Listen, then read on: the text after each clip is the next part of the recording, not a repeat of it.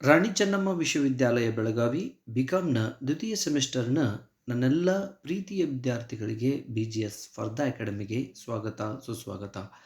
ಆತ್ಮೀಯ ವಿದ್ಯಾರ್ಥಿಗಳೇ, ಜೂನ್ 3ನೇ ತಾರೀಕಿನ ದಿನ ನಡೆದ ದ್ವಿತೀಯ PUCಯ ಬೇಸಿಕ್ ಕನ್ನಡ ಪರೀಕ್ಷೆಯ ಕೀ ಉತ್ತರಗಳನ್ನು ಇಲ್ಲಿ ಚರ್ಚೆ ಮಾಡ್ತಾ ಇದ್ದೇನೆ.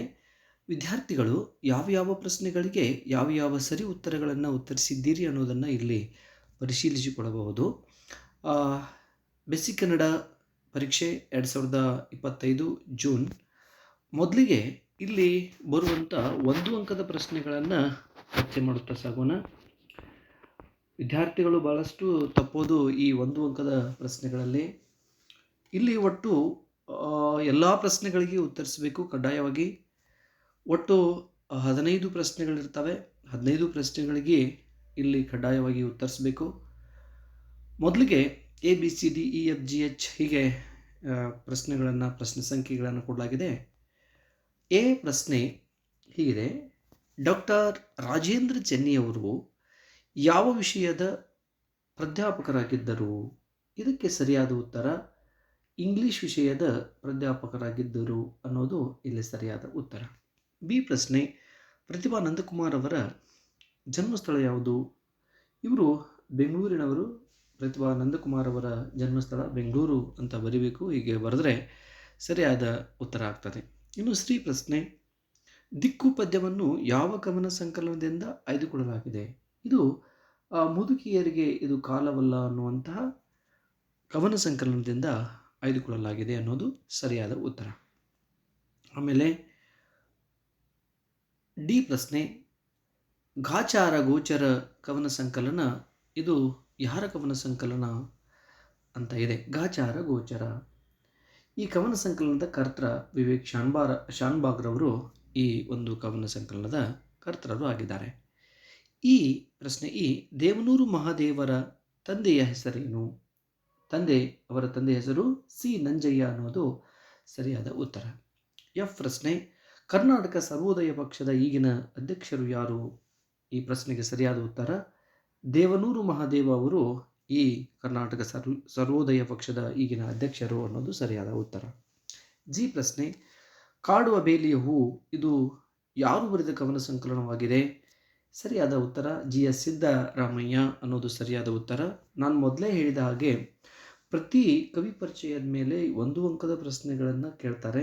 ಅದಕ್ಕೆ ವಿದ್ಯಾರ್ಥಿಗಳು ಎಲ್ಲ ಕವಿಗಳ ಪರಿಚಯವನ್ನು ಪರಿಪೂರ್ಣವಾಗಿ ಓದಿಕೊಂಡ್ರೆ ಈ 15 ಪ್ರಶ್ನೆಗಳಿಗೆ ಸರಳವಾಗಿ ಉತ್ತರಿಸಬಹುದು. ಅದಕ್ಕಾಗಿ ಎಲ್ಲ ಪ್ರಶ್ನೆಗಳು ಕೂಡ ಕವಿ ಪರಿಚಯಗಳ ಮೇಲೆ ಇವೆ. ಇಲ್ಲಿ ಕಾಡುವ ಬೇಲಿಯ ಹೂ ಇದು ಯಾರು ಬರೆದ ಕವನ ಸಂಕಲನವಾಗಿದೆ? GS ಸಿದ್ದರಾಮಯ್ಯ ಅನ್ನೋದು ಸರಿಯಾದ ಉತ್ತರ. ಹರಿಹರ ಕವಿಯ ರಗಳೆಯ ಮೂಲ ದ್ರವ್ಯ ಯಾವುದು? ಶಿವಭಕ್ತಿ ಅನ್ನೋದು ಸರಿಯಾದ ಉತ್ತರ.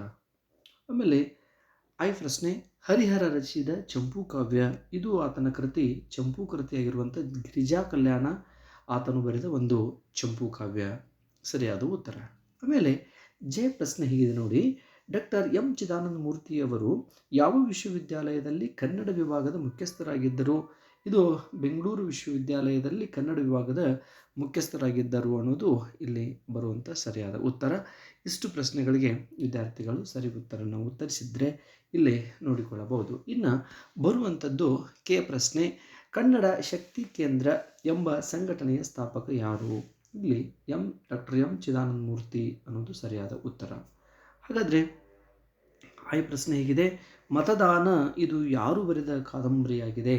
SL ಭೈರಪ್ಪನವರು ಕಾದಂಬರಿಕಾರ ಎಂದೇ ಪ್ರಸಿದ್ಧರಾಗಿರುವಂತಹ SL ಭೈರಪ್ಪನವರು ಬರೆದ ಕಾದಂಬರಿ ಅದು ಮತದಾನ ಅನ್ನುವಂಥದ್ದು.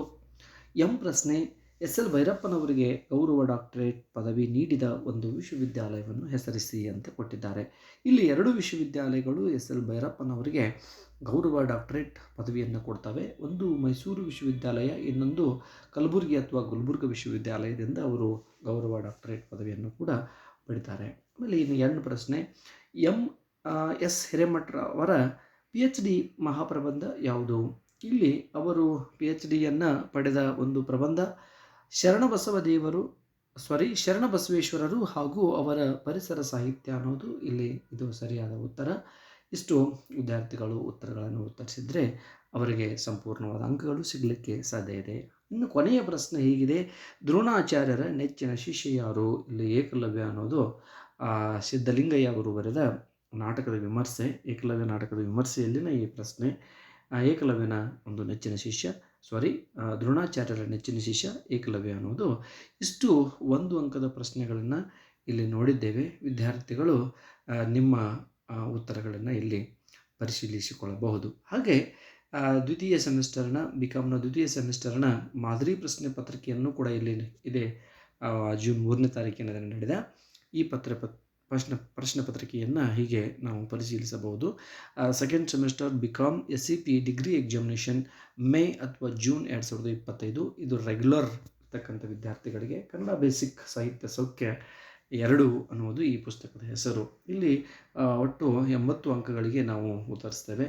80 ಅಂಕಗಳಿಗೆ ನಾವಿಲ್ಲಿ ಪರೀಕ್ಷೆಯನ್ನು ಬರಿತೇವೆ. ಆಂತರಿಕ ಅಂಕಗಳು 20. ಹಾಗಾಗಿ ಇಲ್ಲಿ ನೋಡಿ, ಇಲ್ಲಿ ಪ್ರಬಂಧ ರೂಪದ ಪ್ರಶ್ನೆಗಳಿವೆ. ಮೊದಲಿಗೆ ಅವರು ಕೊಟ್ಟಿರುವ ಸೂಚನೆ ಏನು ಅಂತಂದರೆ, ಭಾಷೆ ಮತ್ತು ಬರಹದ ಶುದ್ಧಿಗೆ ಗಮನ ಕೊಡಲಾಗುವುದು. ಇಲ್ಲಿ ವಿದ್ಯಾರ್ಥಿಗಳು ಶುದ್ಧ ಬರಹವನ್ನು, ತಮ್ಮ ಹ್ಯಾಂಡ್ ರೈಟಿಂಗ್ ಅತ್ಯಂತ ಶುದ್ಧವಾಗಿದ್ದರೆ, ಅಚ್ಚುಕಟ್ಟಾಗಿದ್ದರೆ, ಲೋಪದೋಷಗಳಿಲ್ಲದಂತಿದ್ದರೆ ನಿಮಗೆ ಸಂಪೂರ್ಣವಾದ ಅಂಕಗಳು ಸಿಗಲಿಕ್ಕೆ ಇಲ್ಲಿ ಸಾಧ್ಯ ಇದೆ. ಪ್ರಬಂಧ ರೂಪದ 10 ಪ್ರಶ್ನೆಗಳನ್ನು ಇಲ್ಲಿ 10 ಅಂಕದ 3 ಪ್ರಶ್ನೆಗಳನ್ನು ಬರೀಬೇಕು. ಒಟ್ಟು 30 ಅಂಕ ಇಲ್ಲಿ ಇರ್ತವೆ. ಪ್ರಬಂಧ ರೂಪದ ಪ್ರಶ್ನೆಗಳಂತ ಕರಿತೀವಿ. ಇಲ್ಲಿ ಡಾಕ್ಟರ್ ರಾಜೇಂದ್ರ ಚೆನ್ನಿಯವರ ಜಾಗತೀಕರಣ ಮತ್ತು ಸಂಸ್ಕೃತಿ ಲೇಖನದ ಆಶಯವನ್ನು ವಿವರಿಸಿ ಅಂತ ಹೇಳಿದ್ದಾರೆ. ಈ ಸಂಪೂರ್ಣವಾದ ಪಾಠವನ್ನು ನಿಮ್ಮದೇ ಆಗಿರತಕ್ಕಂಥ ಒಂದು ಶೈಲಿಯಲ್ಲಿ ಅಥವಾ ನಿಮ್ಮದೇ ಆಗಿರತಕ್ಕಂಥ ವಾಕ್ಯದಲ್ಲಿ ಉತ್ತರಿಸಿದ್ದಾದರೆ ನಿಮಗೆ 9 ಅಂಕಗಳು ಸಿಗಲಿಕ್ಕೆ ಸಾಧ್ಯ ಇದೆ. ಬಿ ಪ್ರಶ್ನೆ, ದಿಕ್ಕು ಕವಿತೆಯಲ್ಲಿ ಸ್ತ್ರೀ ತನ್ನ ಅಸ್ತಿತ್ವಕ್ಕಾಗಿ ಪರ್ಯಾಯ ದಾರಿಯನ್ನು ತಾನೇ ಕಂಡುಕೊಳ್ಳಬೇಕಾಗಿರುವ ಬದುಕಿನ ವಿಭಿನ್ನ ನೆಲೆಗಳನ್ನು ಚಿತ್ರಿಸಿ ಅಂತಿದೆ. ಆ ದಿಕ್ಕು, ಆ ಪದ್ಯದ ಸಾರಾಂಶವನ್ನು ಇಟ್ಟುಕೊಂಡು ನೀವು ಏನಾದರೂ ಇದಕ್ಕೆ ಉತ್ತರಿಸಿದ್ದೇ ಆದರೆ ನಿಮಗೆ ಅಂಕಗಳು ಸಿಗ್ತವೆ.